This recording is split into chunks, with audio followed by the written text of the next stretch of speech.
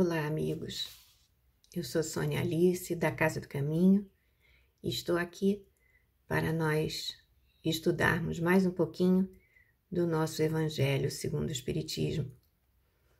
Eu queria pedir que antes de nós começarmos efetivamente o estudo, que nós elevássemos nosso pensamento a Jesus, nosso guia, nosso médico supremo, agradecêssemos pela oportunidade da reflexão e rogássemos a intercessão dele, dos nossos mentores, do Dr. Hermann, para que nós possamos cada vez ter mais vontade de estudar, mais empenho no estudo dessa doutrina consoladora, que é a doutrina espírita, e que nós aproveitemos da melhor forma as nossas reflexões. Graças a Deus. Então, nós estamos no capítulo 7, que é o primeiro capítulo das bem-aventuranças. Bem-aventurados os pobres de espírito, que nós começamos a ver no último encontro. Esses capítulos seguem o capítulo 6, que nos trouxe o Cristo Consolador. Então, nós estamos vendo tudo que Jesus trouxe no Sermão do Monte, todos os ensinamentos, e como ele nos fala que nós estamos realmente munidos de todas as ferramentas para construirmos a nossa real felicidade. Jesus vem ensinar e consolar quem? Os deserdados.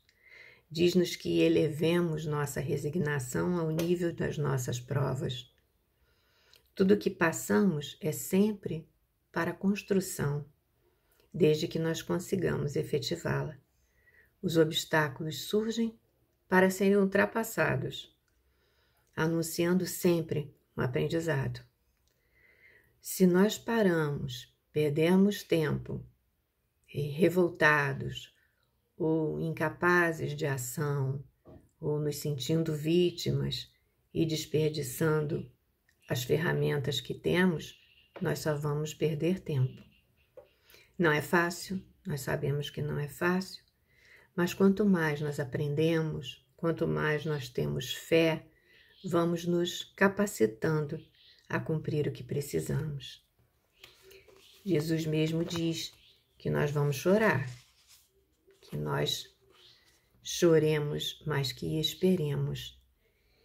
É claro que nós vamos nos entristecer com as provas duras, com provas tristes que eventualmente passemos, mas o Mestre Divino nos acena com esperança, e isso não é pouco, né? O que ele traz não é uma receita, uma coisa objetiva, imediata, não é?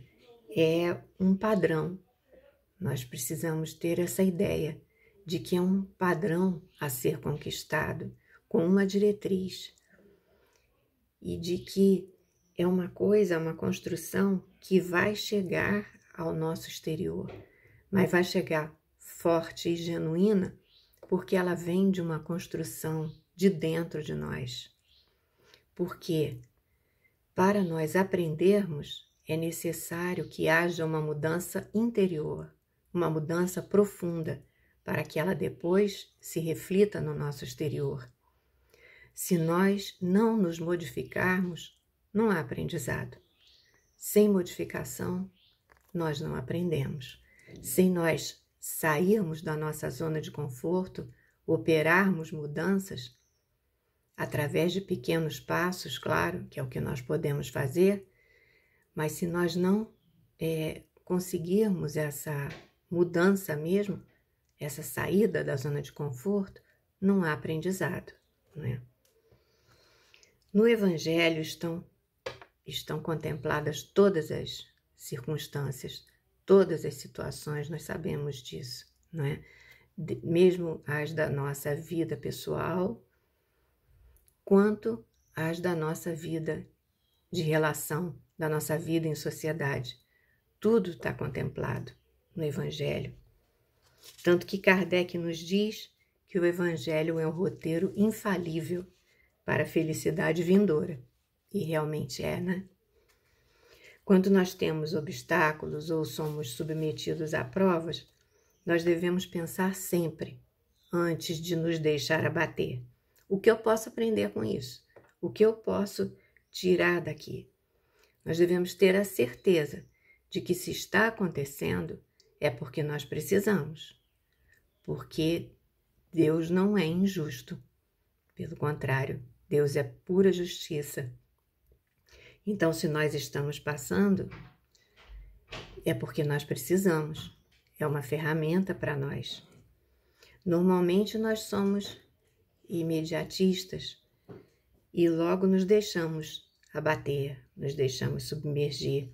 Mas nós precisamos ter a certeza de que se está colocada aquela prova diante de nós, superá-la vai nos fazer crescer, vai nos trazer crescimento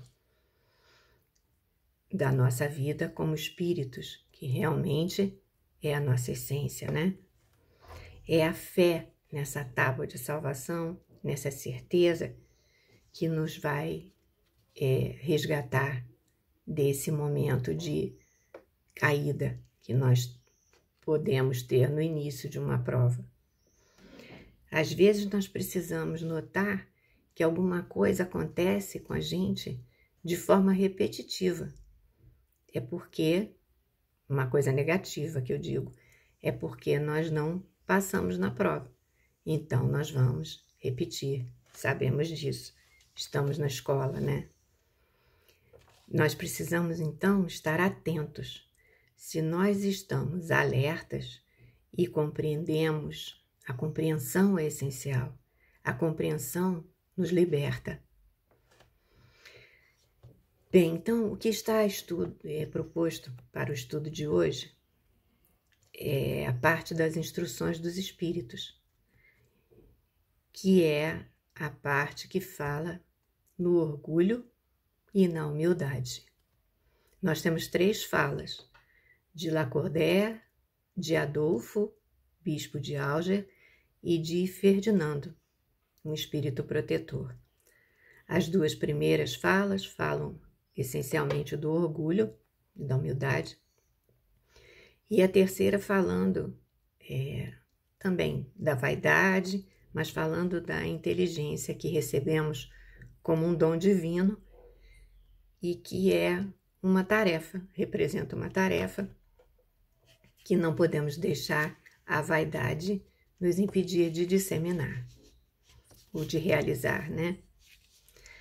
A primeira coisa que a gente observa aqui nesses textos, quando nós falamos de orgulho e humildade, eu acho que é mesmo a humildade desses amigos que trouxeram essas mensagens para nós e que tiveram lá suas provas, não é, suas trajetórias, como todos nós, e que mostram essa disponibilidade de nos trazer esse conteúdo reflexivo tão humildemente, ainda agradecendo muito a Deus pela oportunidade e preocupados se nós vamos compreender o que eles trouxeram.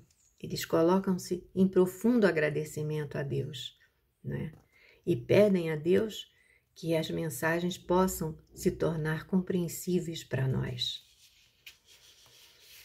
Quanto às palavras essas que são o tema, né, central da nossa reflexão do dia de hoje, nós precisamos observar que no dia a dia, na nossa língua, né, no nosso agir diário, nós usamos num sentido diferente do que realmente a doutrina trata, né? Os ensinamentos de Jesus estão tratando. Quando nós, por exemplo, usamos numa situação, meu filho passou no concurso tal, eu estou tão orgulhosa. Ou então nós dizemos, fulano teve uma atitude tão bonita, ele me enche de orgulho. Isso não é exatamente orgulho, não é? Isso é uma demonstração de uma alegria momentânea que nós tivemos com alguém.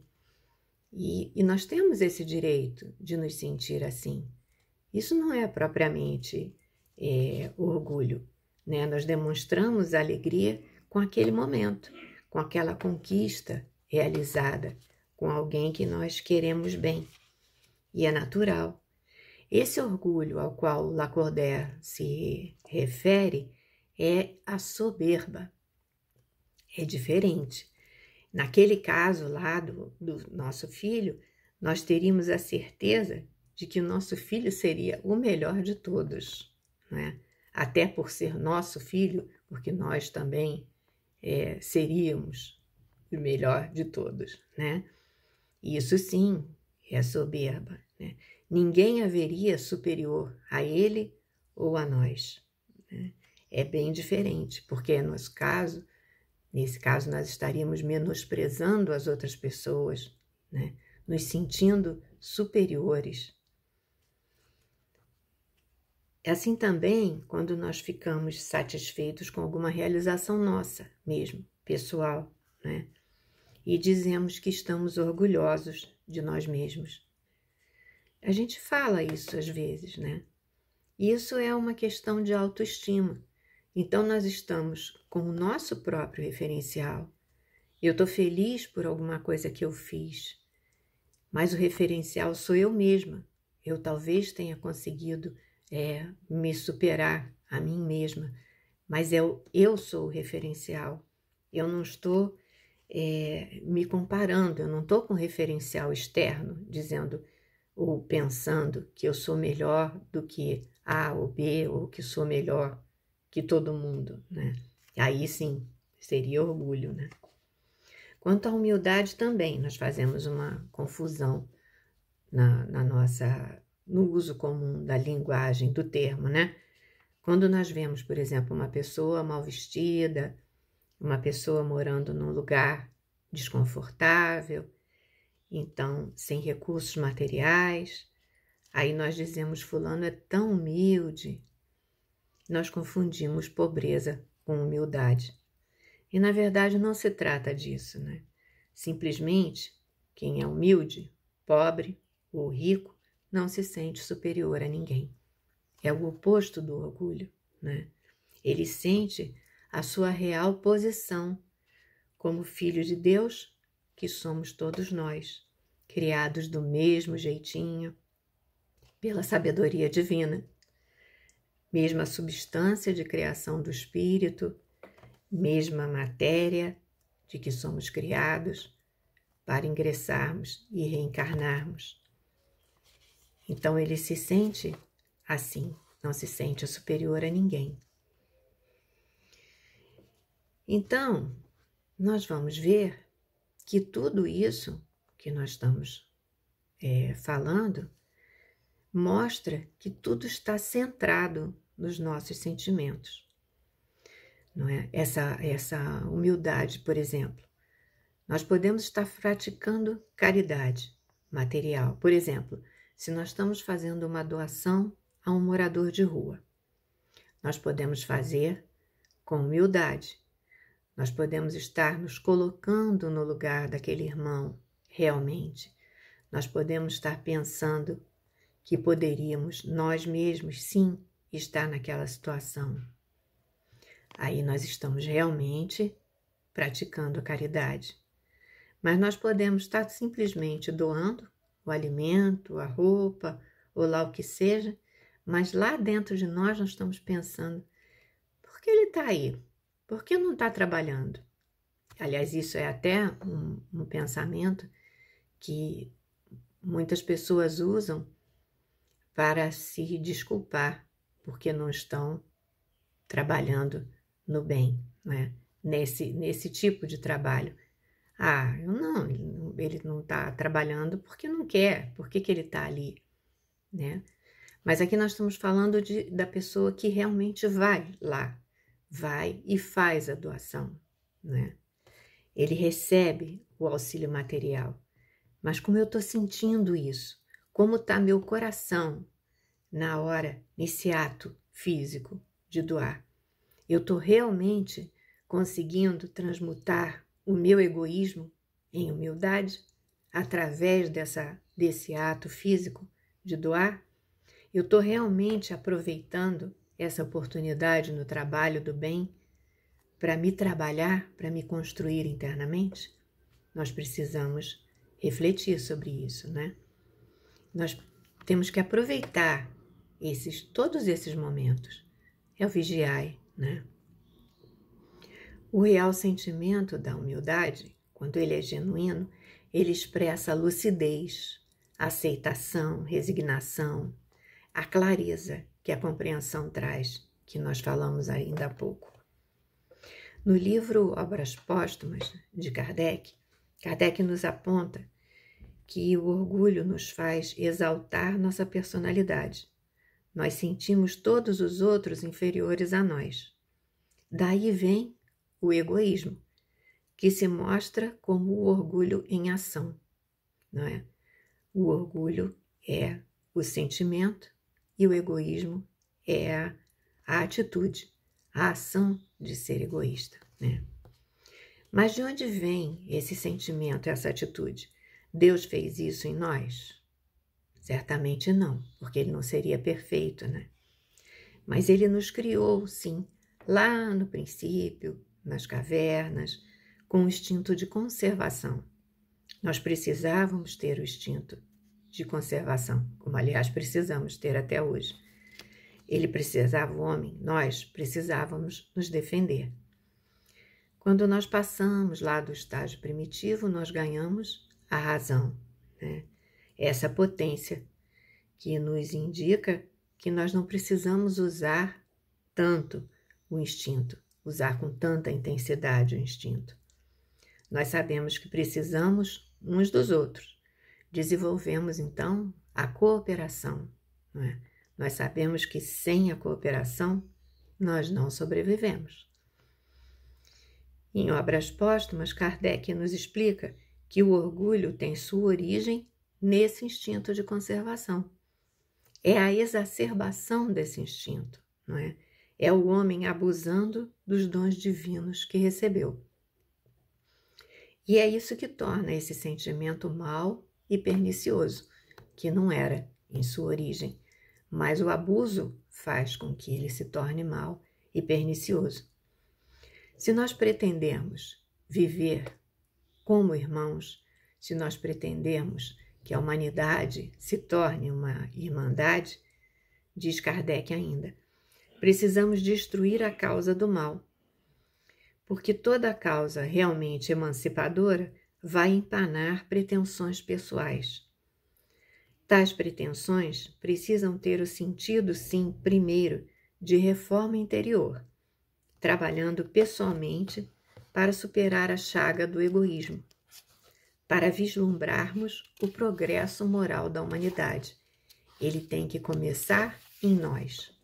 A humanidade não vai progredir por mágica. Ela tem que começar, esse progresso é feito, é realizado em cada um de nós internamente. Aí ele diz que enquanto não superarmos esse obstáculo, não é, do orgulho, nós estaremos paralisados em nossos esforços. Bom, então o que nós podemos fazer? Nós estamos vendo que depende de nós. Nós estamos dando os nossos passinhos. Nós estamos aqui tentando nos esforçar para sermos espíritas. Nós temos à disposição os ensinamentos, ou melhor, o que constitui mesmo na base da doutrina espírita, que, desde que nós tenhamos fé, é uma ajuda inestimável às vidas sucessivas e à reencarnação. Diz Kardec, identifique-se o homem com a vida futura e a sua perspectiva mudará inteiramente, como acontece a quem sabe que pouco tempo deve estar num pouso ruim e que dele saindo alcançará um outro excelente o resto da vida. Quer dizer, é aquela história de subir, de enxergar, de ter uma nova perspectiva, que a reencarnação e as vidas sucessivas nos permitem. Ainda pelo advento da doutrina, nós devemos fazer o que Adolfo nos recomenda, no segundo texto que nós temos no estudo de hoje. Ele recomenda assim: abra os olhos para a luz. Eis as almas daqueles que não vivem mais na terra e que vêm te lembrar os teus verdadeiros deveres. As vaidades e as grandezas da vossa passageira existência são insignificantes diante da eternidade. Ele diz ainda: o maior será aquele que foi o mais humilde entre os pequenos da terra. Aquele que mais amou seus semelhantes é o que será mais amado no céu. A caridade e a humildade andam sempre de mãos dadas e são os meios eficazes para se obter a graça diante do Eterno. Lá no Livro dos Espíritos, na questão 785, nós temos que Kardec pergunta sobre o maior obstáculo ao progresso. Veja, ele não fala um obstáculo, qual que seja um dos obstáculos, não. Ele fala o maior obstáculo. E os espíritos respondem categoricamente: o orgulho e egoísmo. Ele diz que parece até que o progresso intelectual redobra as atividades daqueles vícios, porque desenvolve ambição e gosto das riquezas, né? Mas também, paradoxalmente, é engraçado pensar nisso, né? Interessante. Eles incitam o homem às pesquisas que esclarecem o espírito. Quer dizer, está tudo relacionado, não é? Do próprio mal pode nascer o bem. À medida que nós progredimos intelectualmente, ao mesmo tempo que nós ficamos mais embevecidos com a materialidade, com as ofertas das coisas materiais, esse desenvolvimento também nos incentiva a progredir. Aí surgem também as invenções e o progresso, né, do espírito. Há uma marcha menor, mas surge. De qualquer maneira, mesmo essa coisa que é prejudicial à primeira vista, né, porque é muito ligada à materialidade, acaba trazendo o bem também. Então, se a gente pensar em algumas sugestões, né, para nos ajudarem nesse processo, não é, desse processo de vencer o orgulho como um obstáculo ao nosso crescimento, nós temos, em primeiro lugar, a caridade no limite das nossas forças. Toda a caridade que nós pudermos realizar a partir mesmo de quem está do nosso lado, né? A partir de nós mesmos, em todos os momentos da nossa vida material, né? Nós devemos intentar colaborar, aproveitando mesmo tudo o que acontece no nosso dia a dia, que de outra maneira, se nós não estivermos atentos, nós nem vamos perceber como oportunidade. Então, mas se nós estivermos ligados, estivermos atentos, as oportunidades não faltam. Nós devemos nos sentir bem, fazendo bem, sentir bem, praticando bem. Não precisa ninguém saber, é uma coisa nossa, né? É algo interno, é um processo, é um sentimento mesmo, é um sentimento que dá leveza ao coração, é um efeito surpreendente e imediato. É aquela coisa que nós sabemos que, nós dizemos, né, que recebemos o pagamento na mesma hora, não demora nadinha. Um segundo recurso importantíssimo é a prece, né? É a prece onde nós podemos pedir o dom de ver, o dom de compreender, o dom de não deixar passar as oportunidades. É bom também que nós entendamos o outro como um espelho, porque muitas vezes alguma coisa que nós criticamos no outro, Se nós pararmos para refletir, nós criticamos tanto no outro, mas nós vamos pensar, será que eu também não ajo assim, às vezes? Então o outro, nesse espelho que ele se torna, ele é também uma oportunidade para nós nos enxergarmos realmente, para nós vermos que, olha, aquilo a gente também faz. Por isso a gente está criticando tanto, por isso que o outro está irritando a gente daquela maneira, né? É mais uma importante colaboração, né? Aquela coisa da cooperação, até aí aparece, né?